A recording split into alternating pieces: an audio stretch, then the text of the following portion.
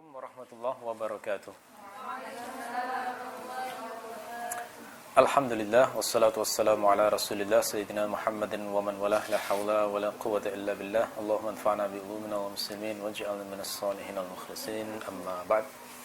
Kita melanjutkan kajian kitab Ad-Durarul Bahiyah karya As-Sayyid Al-Bakri, dan sekarang kita sampai di halaman 10, yakni pada terakhir kemarin membahas sifat ke-17.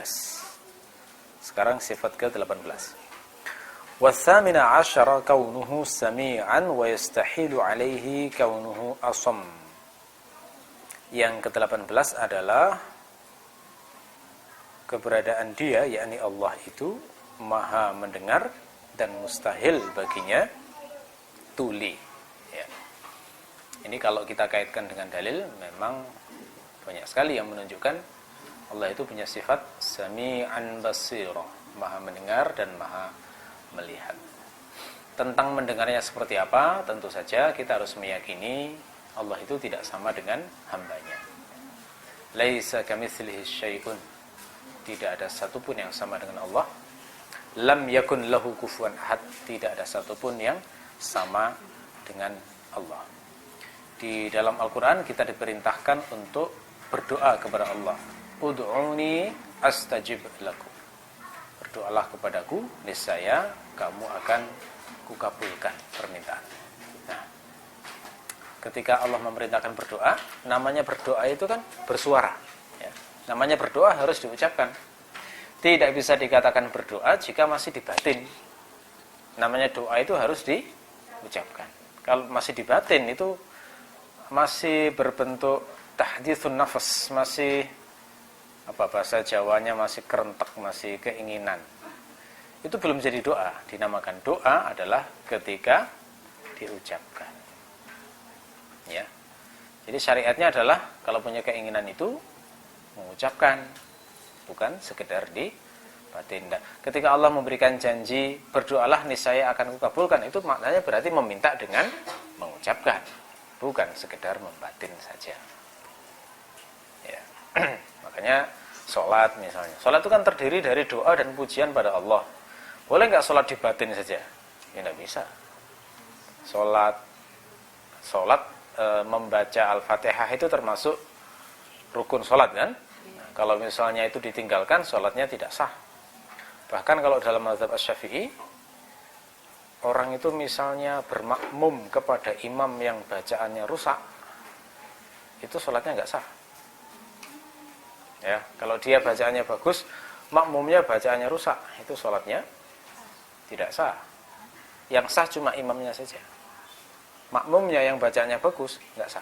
Jadi tidak boleh orang bacaannya bagus bermakmum pada orang yang bacaannya rusak. Ya, yang nggak bisa membedakan mana sin dengan shad, yang nggak bisa membedakan mana idgham, mana ikhfa. Jadi yang semacam itu, hal-hal semacam ini kalau orang yang bacaannya rusak itu, sholat jamaahnya hanya sah dengan sesama rusak. Jadi kalau bacaannya tidak fasih, atau kalau bahasa kitab fikihnya adalah ummi, orang yang bacaan Fatihahnya tidak bagus, itu tidak boleh orang yang bacaannya bagus bermakmum pada dia, nggak sah. Jadi harus mufaraqah, harus niatnya munfarid. Jadi tidak boleh bermakmum pada ini. Itu kalau dalam mazhab Asy-Syafi'i semacam itu. Nah, ini kan menunjukkan berarti yang namanya berdoa itu ya diucapkan, bukan sekedar di batin saja. Ketika Allah berjanji bahwa doa itu dikabulkan, maknanya diucapkan. Nah, dan Allah mendengarnya, dikabulkan. Nah, ini salah satu dalil naklinya ya, bahwa Allah itu maha mendengar. Nah, mustahil dia punya sifat tuli. Kenapa? Karena seorang ketika Tuhan yang namanya Allah itu tidak punya sifat mendengar, tidak mungkin akan mendengar jeritan-jeritan hambanya. Ya, dan itu mustahil bagi dia. Itu maksud dari poin 18 ini ya. Wat-tasi'a asyara kaunuhu basiran wa yastahilu alaihi kaunuhu a'ma.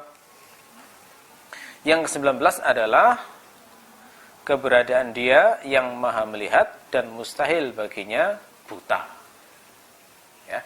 Di antara sifat Allah adalah maha melihat.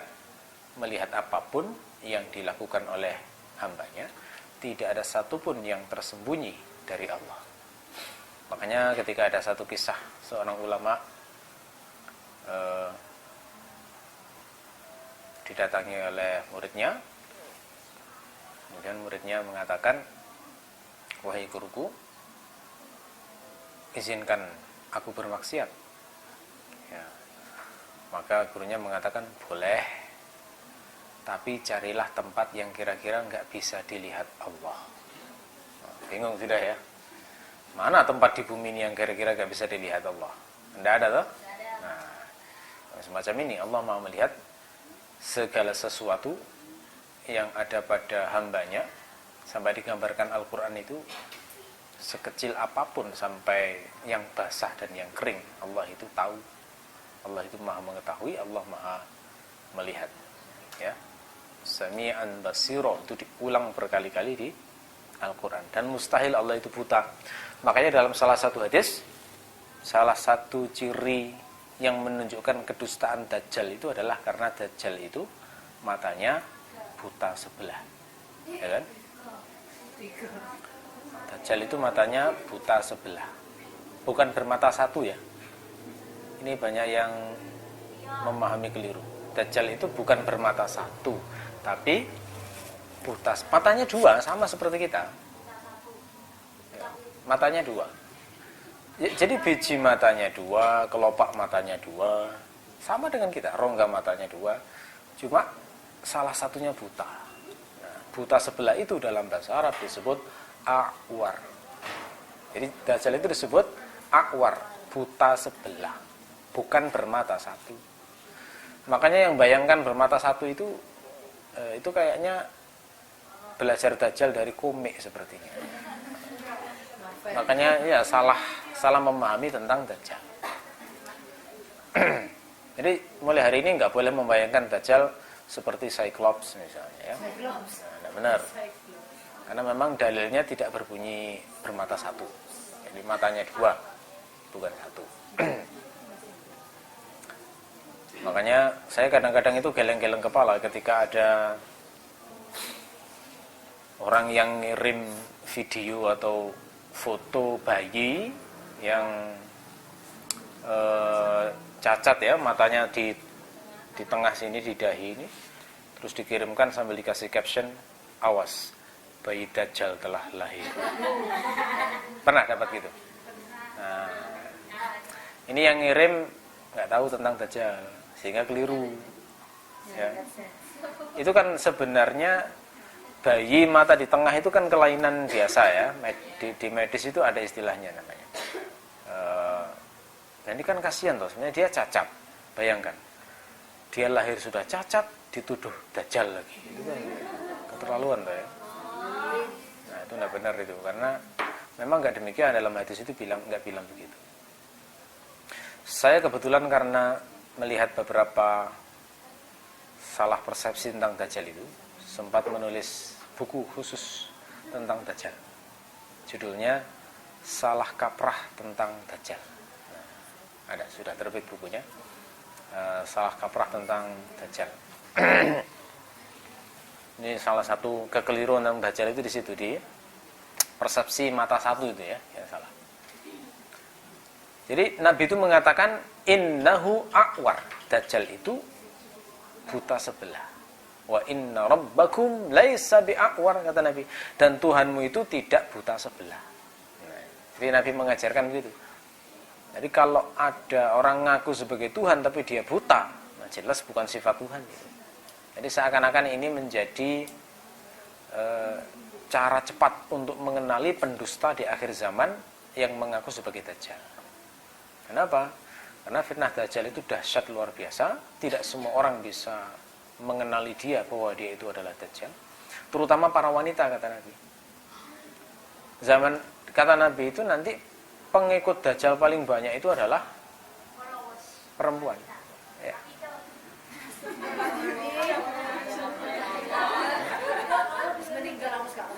pengikut terbanyak itu. Sampai-sampai di hadis itu dikatakan sampai-sampai seorang laki-laki harus mengikat istrinya, mengikat saudarinya, mengikat putrinya karena saking khawatirnya ketemu dengan Dajjal. Kenapa sih wanita kok gampang terfitnah Dajjal? Karena wanita itu dominan perasaan memang. Ya, gampang baper ya. Dapat perhatian sedikit sudah jadi pikiran, aduh kenapa ya saya diperhatikan. Kan gitu ya wanita. Ya, meskipun hafidhah, tetap baper itu ada.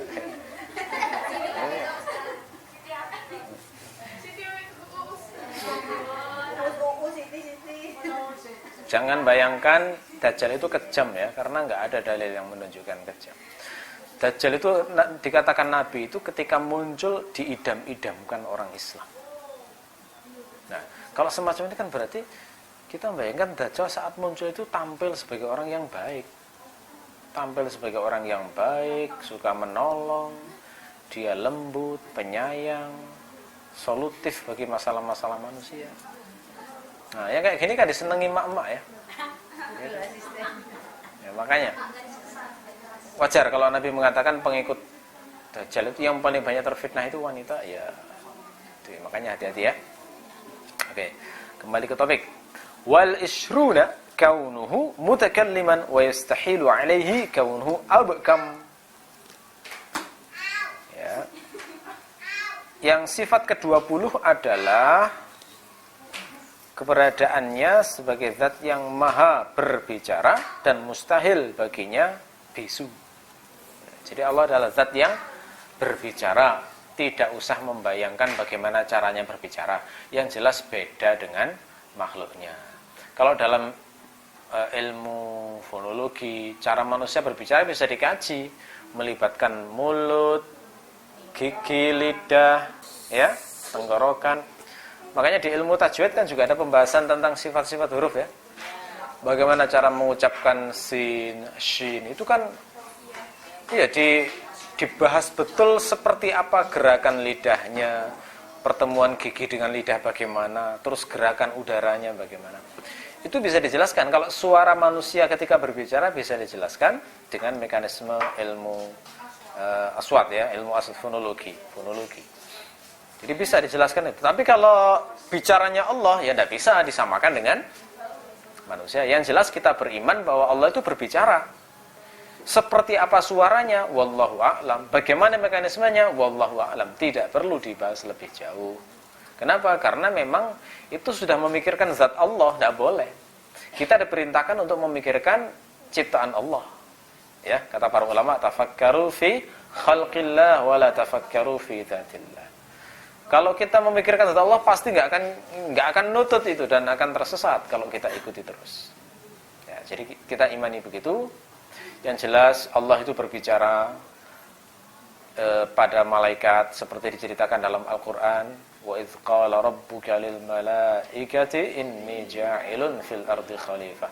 Itu kan menunjukkan Allah berbicara kepada malaikat pada saat hendak menciptakan manusia. Malaikat diajak bicara, aku hendak menciptakan manusia. Berbicara berarti suaranya didengar oleh malaikat. Ya.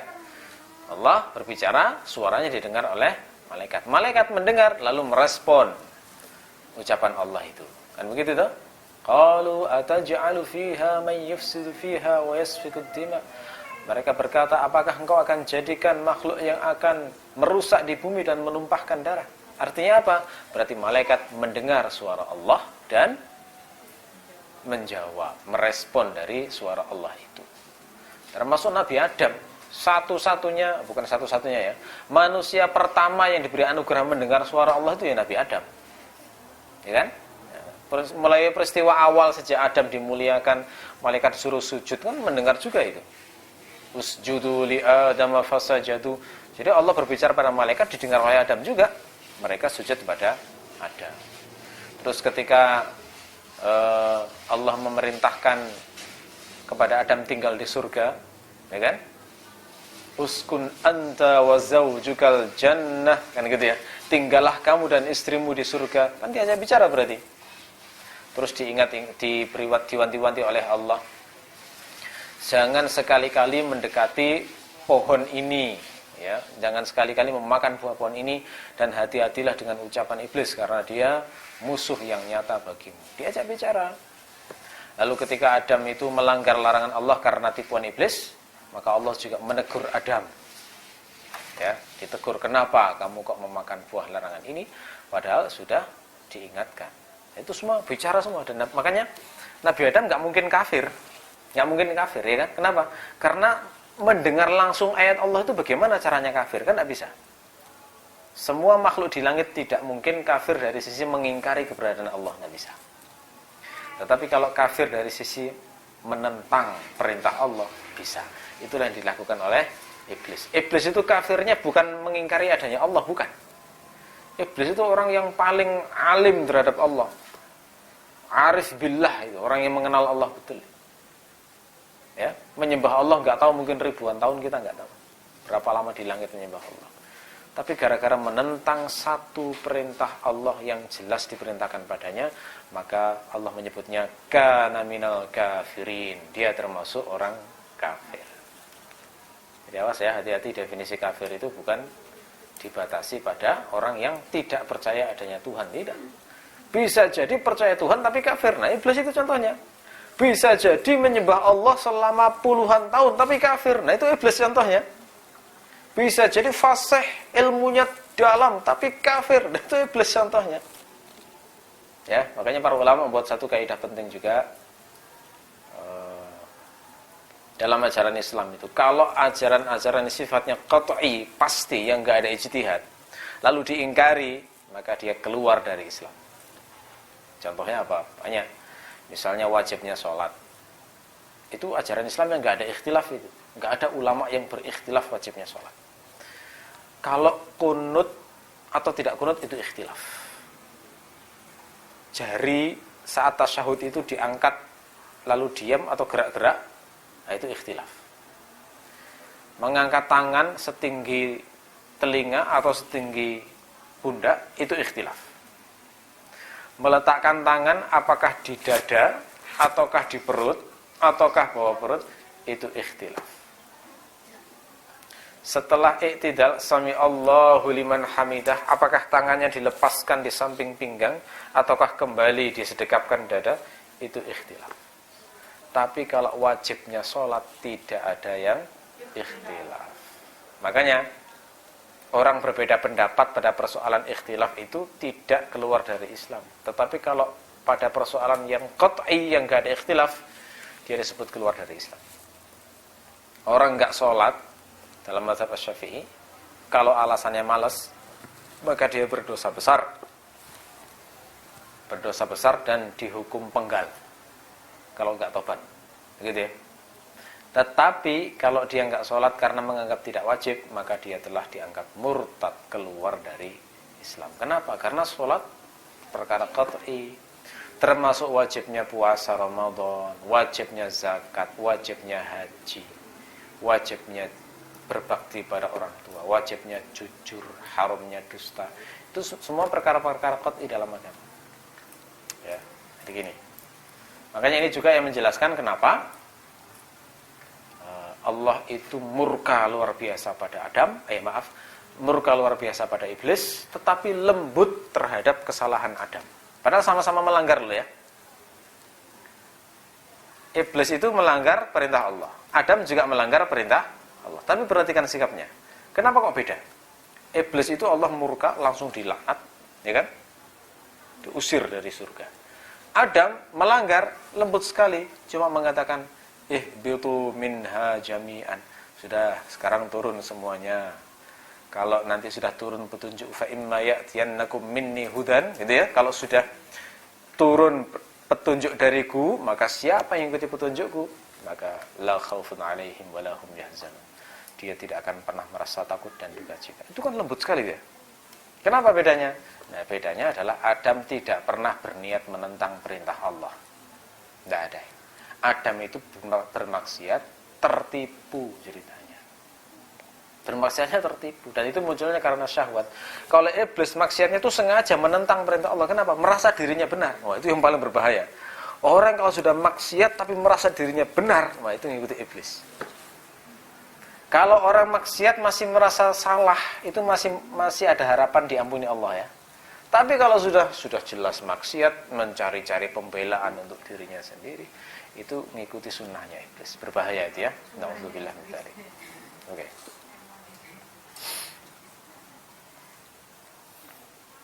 Oke, kita lanjutkan. Fahadhihi arba'un, inilah 40. Maksudnya 40 sifat Allah yang antara yang sifat wajib dan mustahil. Jadikan satu ya. Jadi 20 dikalikan 2 40. Wa ishruna wajibatun wa ishruna mustahilah. 20 adalah sifat wajib dan 20 sifat mustahil. Wal wahid wal arba'un al jaiz fi haqqihi ta'ala. Dan yang ke-41 wal wahid wal arba'un itu bacanya 41 ya, karena dalam bahasa Arab angka itu satuannya didahulukan. Kalau bahasa Indonesia kan dibalik ya, puluhan dulu baru kemudian satuan. 26, jadi 20 puluhan, 6-nya satuan. Arab enggak, dibalik dulu, wahid wal arba'un, 1 dan 40. Nah, maksudnya 41. Yang 41 adalah al-jaiz, yakni sifat jaiz atau bahasa Jawanya sifat wenang ya. Sifat jaiz, sifat yang memilih sifatnya, boleh. Fi haqqihi ta'ala, terkait Allah Ta'ala, fahuwa fi'lu kulli mumkinin aw tarkuhu, yakni melakukan segala sesuatu yang mungkin atau meninggalkannya. Maksudnya apa? Ya misalnya contoh ya, Allah menciptakan manusia di bumi. Mungkin enggak atau bisa enggak Allah itu menciptakan bumi yang lain seperti ini? Ya mungkin. Nah itulah sifat jaiz ya. Bisa dilakukan, bisa tidak. Jadi bisa saja Allah menciptakan 7 bumi seperti ini ya, yang di dalamnya juga ada manusia, yang juga dikirim nabi-nabi, juga dikirim para rasul, mungkin saja. Nah, itu maksud dari fi'lu kulli mumkinin aw tarkuhu, melakukan sesuatu yang mungkin atau meninggalkannya. Jadi sifatnya ikhtiari, sifatnya adalah pilihan, boleh memilih intinya ya.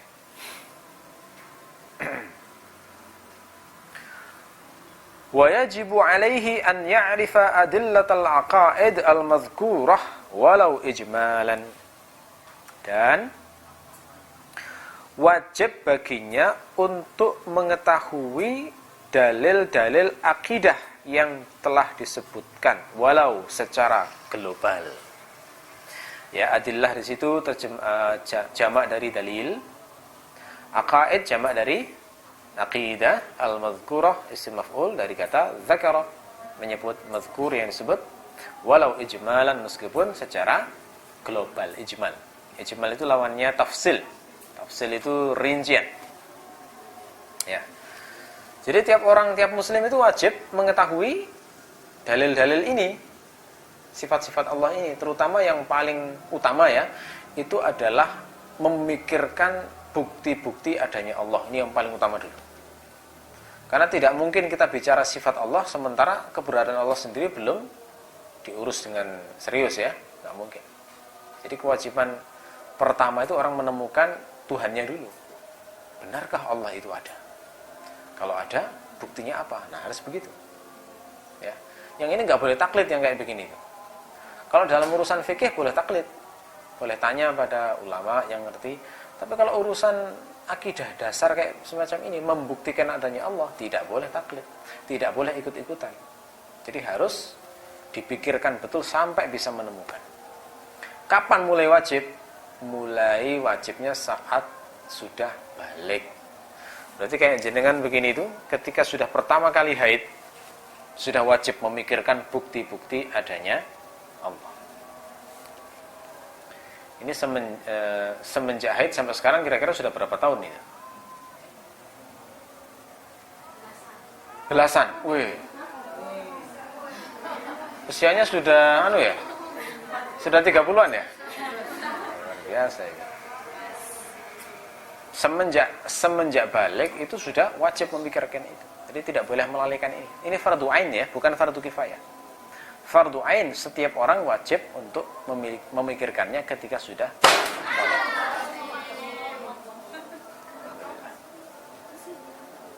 Ya, jadi begitu. Pentingnya apa? Kalau di zaman sekarang memikirkan bukti-bukti adanya Tuhan, memikirkan bukti-bukti adanya Allah itu benar-benar sangat relevan dan sangat dibutuhkan, karena di zaman ini itu ada aliran yang dinamakan ateisme, pemikiran yang dinamakan ateisme. Dan ateis itu suka mengajak orang untuk ateis dengan logika-logika. Makanya kalau orang Islam nggak siap dengan itu, bisa jadi makanan empuk. Nah, makanya harus kuat di dasarnya dulu. Seperti yang pernah kita bahas, banyak kan ateis itu untuk caranya mengajak orang itu biar tidak percaya Tuhan itu gini, memberikan pertanyaan nakal, bunyinya, bisakah Tuhan menciptakan sebuah batu yang dia sendiri tidak bisa mengangkatnya? Nah, ini pertanyaan orang untuk mengajak ateis sebenarnya. Ya. Terus pertanyaan lain misalnya, kalau Tuhan itu memang ada, kenapa kok dibiarkan orang-orang miskin? Kenapa kok dibiarkan ada kelaparan? Kenapa kok dibiarkan ada orang menderita? Kenapa kok dibiarkan ada orang yang menindas orang lain? Kenapa kok dibiarkan bencana-bencana? Kenapa kok orang yang nggak percaya Tuhan jadi kaya, yang percaya malah miskin? Wah, pokoknya pertanyaan nakal ya, yang membuat orang beragama jadi meragukan.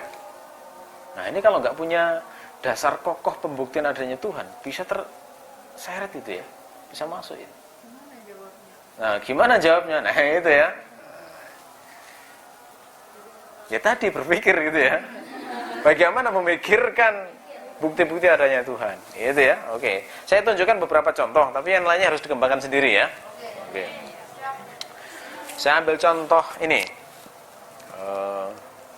perdebatan antara salah seorang ulama Persatuan Islam, organisasi Persatuan Islam, atau disingkat Persis namanya, Persis. Ini organisasi yang terkenal di tahun 50-an mungkin ya. Sekarang nggak terlalu terkenal ya, nggak terlalu terkenal. Salah satu ulama besarnya bernama Ahmad Hasan atau disingkat A. Hasan. Itu pernah suatu saat berdebat dengan orang ateis. Tahun 50-an perdebatannya itu. Ya. Nah, ateis ini adalah aktivis PKI. Wajar ya, namanya PKI kan memang pahamnya paham Marxisme. Marxisme itu kan mengingkari Tuhan. Jadi jatuhnya jadi ateis, tidak percaya Tuhan. Nah, kebetulan nama orang ateis ini apa? Nama si ateis ini adalah Muhammad Ahsan. Namanya Muhammad Ahsan tapi ateis. Berarti sudah bisa kita tebak ya. Dia ini lahir di keluarga muslim, tapi dasar keyakinannya terhadap Allah itu lemah sekali, nggak pernah memikirkan adanya Tuhan. Terus membaca pemikiran ateisme, tertarik, akhirnya masuk di ateisme itu. Nah, dia menulis sebuah artikel waktu itu di sebuah koran untuk membuktikan bahwa Tuhan itu tidak ada. Berani sekali dia waktu itu. Dan dia juga mengatakan bahwa asal-usul manusia itu adalah proses evolusi. Jadi nggak percaya kisah dari Adam macam-macam. Nah, itu doktrin dongeng saja, itu tidak ada realitasnya. Itu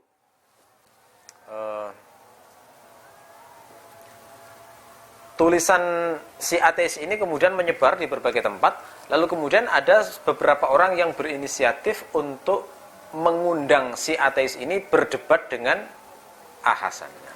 Hasan ini ulama yang hebat, bukan hanya ilmunya yang dalam, tapi juga sangat pandai dalam berretorika dan berdebat. Jadi beliau itu terkenal kemampuan debatnya bukan hanya dengan orang-orang seperti Hasan ini.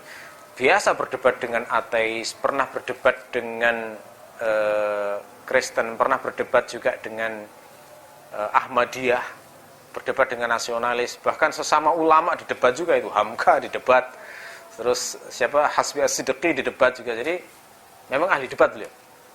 Jadi ahli debat. Nah, menariknya Hasan ini nggak pernah sekolah.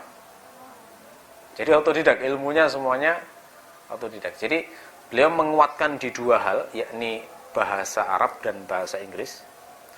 Ya, kemudian setelah itu sudah berlari sekencang-kencangnya mendalami ilmu Islam dengan dua alat ini, dan sudah benar sikapnya memang ya, dia menguasai betul di dua bahasa ini sehingga seluruh pengetahuan itu bisa diserap oleh beliau dengan kemampuan dasar ini. Disepakati akhirnya perdebatan itu, maka diselenggarakanlah perdebatan di Surabaya. Nah, waktu itu si ateis ini, Muhammad Ahsan ini ternyata orang Malang. Ya. Jadi, iya, Malang pernah melahirkan ateisme ya. Jadi anggota PKI itu ya. Debat akhirnya, dan si Ahsan ini setuju untuk berdebat dengan Ahsan. Jangan bingung ya. Ahsan dengan Ahsan ya. Ya. Debat di Surabaya di sebuah gedung, dan waktu itu ramai sekali, orang-orang kan berminat semua ingin melihat itu ya, kejadian itu, sampai gedungnya nggak cukup itu, saking banyaknya. Nah, debatnya dilakukan selama 2 sesi, satu sesi kira-kira 2 jam, gitu ya. Nah, waktu itu ada moderator, ya, jadi cara debatnya waktu itu ya, ditunjuk satu moderator. Hasan berdiri di satu podium, si ateis ini juga di podium yang lain. Terus moderatornya memberikan tata cara debat gitu ya. Jadi memberikan penjelasan bagaimana tata perdebatannya itu, diawali dengan dialog dulu, satu mengemukakan pemikiran ditanggapi, satu mengemukakan pemikiran ditanggapi, dan seterusnya begitu ya. Itu dalam banyak topik dilakukan sampai selama 2 kali sesi itu, 2 jam itu, 2 kali 2 jam ya, berarti berapa? 4 jam. Itu akhirnya debat itu berakhir dengan takluknya ateis itu dengan seluruh argumentasi Hasan. Akhirnya kemudian masuk Islam kembali. Begitu ya. Ini menarik sekali itu ya. Jadi Hasan kemudian setelah selesai perdebatan itu, beliau menulis hasilnya. Hasil dari perdebatan itu dijadikan satu buku, dan bukunya itu diberi judul Adakah Tuhan? Nah, ini buku langka. Jadi susah mencari buku ini. Saya dulu waktu awal-awal waktu saya ngajar mahasiswa itu, saya minta cari buku ini di berbagai mana perpustakaan, nggak ketemu itu. Di kampus di UIN nggak ketemu, di UM nggak ketemu, di UB nggak ketemu, di perpustakaan kota juga nggak ketemu. Sampai akhirnya sampai di Surabaya beberapa nggak ketemu. Jadi bukunya Hasan ini tadi, Hasan ini. Jadi dan ternyata ketemu satu naskah yang sudah kuno, jelek, dan kayak stensilan begitu ya. Itu di UIN Jogja. Ada UIN Jogja, ketemu. Akhirnya saya minta tolong itu temannya disuruh ngopi, kirimkan 1 eksemplar ke saya. Gitu ya. Alhamdulillah akhirnya bisa dapat. Saya punya 1 eksemplar di rumah, kitabnya Hasan ini ya. Nah, saya lihat memang perdebatannya itu memang menunjukkan cara pikirnya Hasan itu logis, masuk akal, mudah diterima gitu ya. Jadi logikanya itu akhirnya bisa dipahami oleh Hasan ini, si ateis ini, sehingga bisa memahami. Salah satu argumentasi ateis kan begini toh. Ketika si ateis ini ditanya oleh Hasan, mengapa Anda berpendapat bahwa Tuhan itu nggak ada? Kata ateis ini, nah, bagaimana saya bisa percaya pada Tuhan? Wong saya tidak pernah melihat Tuhan, saya tidak pernah berbicara dengan Tuhan, saya nggak pernah mendengar suara Tuhan, nggak pernah berinteraksi dengan Tuhan. Jadi Tuhan ini ya sebenarnya hanya ide ciptaan manusia saja. Tuhan itu adalah konsep yang diciptakan manusia untuk sebagai pelarian masalah hidupnya. Jadi maksudnya begini, pelarian itu kayak misalnya begini ya. Orang dijajah oleh bangsa lain. Kemudian dia marah, berusaha melawan, tapi kalah. Bangkit lagi melawan, kalah. Bangkit lagi melawan, kalah. Bangkit lagi melawan, kalah. Lama-lama putus asa, kemudian akhirnya mengelus dada sambil mengatakan, ya sudah, tidak apa-apa, aku sabar saja, karena Tuhan cinta orang-orang yang sabar. Biarlah aku yang sabar ini nanti dimasukkan Tuhan ke dalam surga, sementara penjajahku yang zalim ini biar dimasukkan ke dalam neraka. kata orang seperti Hasan ini, termasuk yang sepakat dengannya, ini cara orang lari dari kenyataan. Sebenarnya dia gagal menyelesaikan masalah hidupnya, tapi agar dia bisa tetap move on dalam hidup, jadi biar dia nggak terlalu putus asa dalam hidup, dia ciptakan ide tentang Tuhan, ide tentang surga, ide tentang neraka, biar dia tenang, biar dia tidak terlalu susah. Makanya Anda lihat, orang-orang yang percaya Tuhan itu adalah orang-orang yang ketika, ya orang-orang susah, kalau orang-orang kaya sudah terbuka pikirannya, meyakini bahwa Tuhan itu nggak ada. Hanya orang-orang miskin aja ketika kekurangan, terus nangis-nangis pada Tuhan, ya Allah berilah aku rezeki yang banyak, gitu ya. Ketika mau masuk kuliah, pengen masuk jurusan tertentu, panggil-panggil Tuhan, gitu ya. Jadi ini potretnya orang yang sebenarnya ya gitu, orang yang gagal menyelesaikan masalah hidupnya, lalu kemudian menciptakan ide Tuhan. Kira-kira gitu argumentasinya Hasan dan orang-orang ateis itu ya. Ketika ingin menikahi seseorang misalnya, pokoknya sudah dikondisikan sejak lama lah ya, sejak semester 1 sudah ngincer pokoknya ya. Pokoknya berusaha didekati, ternyata begitu selesai wisuda dia menikah dengan orang lain. Dan orang lain itu adalah sahabat terbaiknya. Wah, itu sakitnya luar biasa, gitu ya. Akhirnya dia menghibur diri dengan mengatakan, ya sudah, nggak apa-apa, jodoh di tangan Tuhan. Oh, ini kalau bagi orang ateis diejek itu. Itu hanya cara Anda lari dari kenyataan. Sebenarnya Anda gagal untuk mencapai target Anda. Tapi karena untuk menutupi kegagalan Anda ciptakan ide Tuhan itu, menyalahkan takdir, menyalahkan Tuhan. Gitu ya, caranya ateis menghanyutkan, betul ya kalau ngomong ya. Nah, gitu. Jadi nggak ada sebenarnya, itu pemahamannya Hasan. Bantahnya Hasan itu sederhana tapi masuk akal. Masuk akal. Bagaimana bantahnya? Dia mengatakan begini. Untuk membuktikan keberadaan sesuatu, tidak harus kita bisa melihatnya. Tidak harus kita bisa mendengarnya. Contohnya misalnya kemauan. Anda yakin nggak kemauan itu ada? Ada. Pernah melihat kemauan? Enggak. Nah, ini ya. Berarti mata bukan satu-satunya sumber untuk menetapkan kebenaran. Anda tahu cinta itu ada? Ya. Pernah melihat cinta? Tidak. Yang berbentuk bulat hati itu simbolisasi cinta, tapi rupanya cinta enggak semacam itu. Tapi orang yakin betul cinta itu ada. Ya. Itu menunjukkan berarti bukan semata-mata indera mata ini untuk meyakini keberadaan sesuatu. Kadang-kadang orang menetapkan kebenaran itu cukup dengan pendengaran informasi dari banyak orang. Contoh sederhananya misalnya, Anda yakin ada kota yang bernama New York? Yakin? Pernah ke sana? Tidak. Lalu bagaimana Anda bisa yakin itu ada?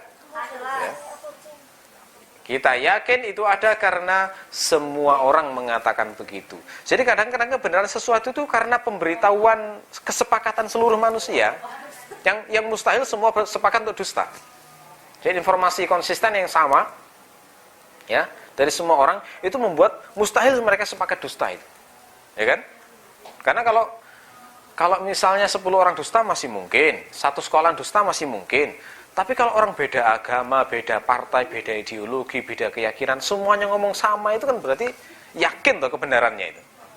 Ya, itu mirip seperti kayak kita percaya nggak presiden pertama Indonesia itu Soekarno? Tahu dari mana? Google loh, itu cara yang iya, itu kan kesepakatan umum tuh, orang Indonesia semuanya tuh. Kalau kita mengatakan buktinya adalah foto, nah itu kan bisa diedit, ya kan? Kalau kebenarannya adalah buku-buku sejarah, nah bisa saja itu diciptakan, dikarang. Kalau buktinya adalah kuburan di Blitar itu, nah, bisa aja itu Soekarno penjual tape, ya kan? Jadi masih macam-macam. Ya enggak? Belum menjadi bukti kebenaran yang sifatnya pasti. Tetapi ketika kita tahu fakta bahwa seluruh orang di Indonesia, bahkan dunia mungkin ya, itu mengetahui bahwa presiden pertama adalah Soekarno, nggak peduli dia orang Islam, orang Kristen, Buddha, Hindu, bahkan PKI sekalipun, itu kan secara akal mustahil mereka bersepakat untuk dusta. Ya, makanya logika yang sama bisa kita praktekkan misalnya seperti kasus Al-Quran. Kok bisa orang Arab semuanya itu nggak bisa niru Al-Quran? Mungkin nggak mereka sepakat dusta? Kan nggak mungkin toh? Nah itu maka bukti yang nyata, yang kuat bahwa memang Al-Quran itu dari Allah, nggak mungkin diciptakan oleh manusia. Itu contohnya ya. Nah itu. Hasan kadang juga membuat perumpamaan kayak gini. Anda melihat ada sebuah rumah dibangun. Apakah Anda yakin bahwa rumah itu tiba-tiba saja berdiri dengan indah dan kokoh semacam itu? Ya. Tidak mungkin toh. Pasti kan ada tukang yang membangunnya. Anda tidak pernah melihat tukangnya, Anda tidak pernah melihat proses pembangunannya. Tetapi dengan melihat tanda-tanda dari bangunan itu, Anda tahu bahwa ini ada pekerjaan yang melakukannya, ya kan? Ada orang yang melakukannya. Nah, itu masuk akal, ya, sehingga bisa paham. Ya, terus Hasan juga mengajak ateis ini untuk berpikir lebih lanjut tentang perlunya manusia terhadap Tuhan dan agama. Hasan bilang begini. Anda tidak meyakini adanya Tuhan? Ateis mengatakan, ya. Nah, Hasan kemudian bertanya, kalau Anda tidak percaya adanya Tuhan, artinya Anda juga mengingkari agama. Anda menganggap bahwa agama itu ciptaan manusia saja. Kata ateis, betul, kami meyakini semacam itu. Nah, kalau memang semacam itu, lalu dengan apa Anda menentukan bahwa sesuatu itu dikatakan adil atau tidak? Bagaimana cara Anda menentukan keadilan? Katanya ateis, ya dengan akal, cukup. Gak perlu bantuan Tuhan, kasih wahyu segala, gak perlu itu. Akal kita itu sudah bisa menentukan keadilan. Katanya gitu. Oke, kalau memang Anda meyakini akal sudah cukup, nah sekarang saya tanya pada Anda, pernahkah Anda digigit nyamuk? Pernah. Apa yang Anda lakukan? Saya pukul nyamuk itu sehingga mati. Maka Hasan mengatakan, berarti Anda tidak adil. Kenapa? Nyamuk itu hanya menggigit Anda. Seharusnya Anda menggigitnya juga. Ya kan? Anda harusnya membalasnya dengan menggigit, bukan dengan membunuh. Nah, kalau menggigit Anda balas dengan pembunuhan, Anda tidak adil. Ketawa atas itu ya juga gitu ya. Artinya berarti akal manusia ini nggak bisa menjelaskan fenomena kayak gitu di alam ini, yang namanya dia nggak bisa menetapkan keadilan dengan hakikat keadilan yang hakiki, nggak bisa. Makanya perlu penjelasan yang lebih logis, dan itu hanya bisa dijelaskan dengan agama, gitu ya. Nah, kalau di agama kan dijelaskan bahwa kita ini ya memang diciptakan untuk mengabdi pada Allah, semua alam semesta ini untuk membantu kita dalam melaksanakan tugas mengabdi itu kan. Makanya mereka ditundukkan. Sehingga kita boleh menyembelih sapi, tapi nggak ada hak sapi menyembelih kita. Kan gitu toh? Nah itu kan sudah ketentuan Allah toh. Itu kalau pakai akal nggak bisa itu. Pakai akal nggak bisa penjelasan itu. Karena seperti nggak adil kalau hanya pakai akal ya loh. Kenapa kita bisa menternak sapi, tapi sapi nggak bisa menternak kita? Ya kan? Nah, lihatlah semua alam semesta ini kan tunduk pada kita. Sehebat apapun alam ini, tapi semuanya masih berada di bawah kendali manusia. Ini yang paling logis penjelasannya Islam aja. Yang dikatakan di Al-Quran, huwallazi khalaqalakum ma fil ardi jami'a. Dialah yang menciptakan semua yang di muka bumi ini untuk kalian. Jadi ditundukkan semua untuk manusia, karena memang kita tugas hidup di sini ya untuk mengabdi pada Allah itu. Makanya diberi hewan-hewan agar bisa diuji oleh Allah. Kalau berburu bisa enggak mengucapkan nama Allah, Bismillahirrahmanirrahim. Kan gitu ya. Setelah itu makan, mengucapkan Bismillahirrahmanirrahim. Kalau misalnya dipelihara bukan untuk dimakan, bisa nggak dijaga dengan baik, diberi makan sesuai haknya. Karena kan ada ancaman dari Nabi ya, kalau ada kisahnya seorang wanita yang melihara seekor kucing, lalu kemudian dia itu dibiarkan kelaparan sampai mati, kan masuk neraka. Artinya berarti gagal menjalankan misi beribadah pada Allah dalam hal ngurus kucing itu kan gitu ya. Nah, jadi gitulah ya aturan-aturan Islam, namanya ibadah itu maknanya. Menyembah Allah itu berarti menjalani kehidupan ini sesuai dengan perintah Allah itu. Kalau dimakan adabnya bagaimana, kalau dipelihara adabnya bagaimana, kalau berjual beli adabnya bagaimana, kalau menikah adabnya bagaimana, kalau ngasuh anak, bergaul dengan tetangga, itu kan semua ada, semua ada aturannya. Itulah makna ibadah itu demikian. Singkatnya akhirnya gitu ya. Akhirnya si ateis ini masuk Islam kembali. Nah, ini salah satu contoh ya tentang bagaimana membuktikan adanya Tuhan. Ya, jadi pelajaran penting dari Hasan tadi adalah tidak selalu adanya sesuatu itu harus bisa dilihat. Ya, tidak selalu. Kadang kita meyakini adanya sesuatu meskipun nggak pernah melihat, tidak pernah mendengar. Listrik itu kita yakini ada, bukan karena kita pernah melihat listrik, tapi melihat tanda-tandanya listrik. Kan gitu ya? Ada lampu, oh, berarti ada listrik. Ada kipas angin, oh, berarti ada listrik. Bisa ngecas HP, oh, berarti ada listrik. Itu kan tanda-tanda. Sama dengan Allah juga demikian. Allah itu sudah menakdirkan kita nggak akan mungkin bisa melihat dia di dunia ini, nggak akan mungkin bisa mendengar suaranya. Tetapi Allah meletakkan tanda-tanda di alam semesta ini yang disebut dengan istilah ayat. Gitu ya? Ayat. Coba saya kasih satu renungan lagi untuk menunjukkan, membuktikan adanya Allah ya. Di pelajaran biologi, kita ingat bahwa asal-usul manusia itu terdiri dari berasal dari pertemuan antara sel telur dan sel sperma, ya kan? Nah, kemudian pertemuan itu membentuk yang namanya zigot. Zigot ini kemudian dia nempel di rahim perempuan. Di rahim perempuan, kemudian dia membesar di situ, lalu membelah diri. Zigot ini awalnya kan satu sel. Dari satu sel membelah diri menjadi 2, dari 2 menjadi 4, dari 4 jadi 8, 8 jadi 16, 16 jadi 32, sampai beratus-ratus sel, beribu-ribu sel, berjuta-juta sel, bermiliar-miliar sel. Kan begitu ya? Nah, itu berasal dari satu sel itu. Kalau prosesnya semacam ini, seharusnya secara logika, ya, kalau pembelahannya semacam itu, harusnya antara satu sel dengan yang lain itu kan homogen. Ketika homogen, harusnya kita keluar ini bentuknya bulat. Ya enggak? Logikanya kan begitu toh? Harusnya kita keluar dari rahim ibu itu tuh gelundung gitu ya. Bulat kayak bola. Harusnya kan begitu. Tetapi ada yang ajaib, sangat ajaib. Ajaib itu apa? Ajaibnya, pembelahan sel itu ternyata pada minggu-minggu tertentu itu mengalami yang dinamakan diferensiasi. Jadi membedakan diri itu ya. Akhirnya ada yang sel menjadi mata, ada yang jadi otak, ada yang jadi tulang, ada yang jadi rambut, ada yang jadi sel saraf. Dan semuanya itu ajaib, luar biasa itu. Pembuluh darah saja misalnya. Saya pernah baca satu artikel, pembuluh darah manusia itu kalau digabung semuanya, mulai yang arteri, yang vena, yang kapiler, jadikan satu, itu panjangnya kira-kira 2 kali keliling bumi. Coba bayangkan, 2 kali keliling bumi. Coba itu bayangkan. Struktur secanggih ini mungkin nggak terjadi secara kebetulan. Kan nggak mungkin ya. Tidak ada satupun manusia hari ini yang bisa membuat satu makhluk seperti manusia yang kecanggihannya seperti manusia. Menyusun pembuluh darah sedetail kayak gitu. Itu kan rumit banget ya. Ngerancang rumah aja itu lama sekali loh ya. Apalagi pembuluh darah yang rumitnya kayak gitu. Itu salah satu saja bocor, terjadi pendarahan dalam, mati manusia. Kan gitu ya. Nah itu nggak ada yang bocor loh, bayangkan. Bayangkan itu, pembuluh darahnya itu secanggih itu. Luar biasa itu. Sistem transportasi mulai dari jantung, pompa darah, mengalir ke berbagai pembuluh darah itu, nggak ada satupun yang gagal. Sempurna itu. Otaknya juga demikian. Jaringan saraf otak itu miliaran.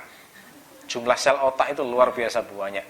Dan kecanggihan otak itu ditiru menjadi komputer, tapi komputer belum bisa menandingi kecanggihan otak. Nggak bisa itu. Mata, sistemnya yang luar biasa, menangkap cahaya, menangkap bayangan, ditiru akhirnya menjadi kamera.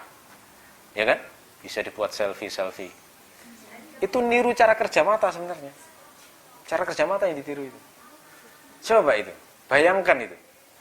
Kita masih berbicara organ-organ dengan kecanggihannya ya, belum bicara sel. Sel sendiri itu juga luar biasa itu, rumitnya. Sel itu ibarat seperti kayak pabrik yang demikian luar biasa kompleks cara kerjanya. Ada inti sel yang fungsinya seperti otak. Ada membran sel seperti kulit ya. Ada sitoplasma, ada mitokondria, ada lisosum, ribosum. Wih, banyak ya. Bener gak yang biologi siapa nih? Angkat tangan.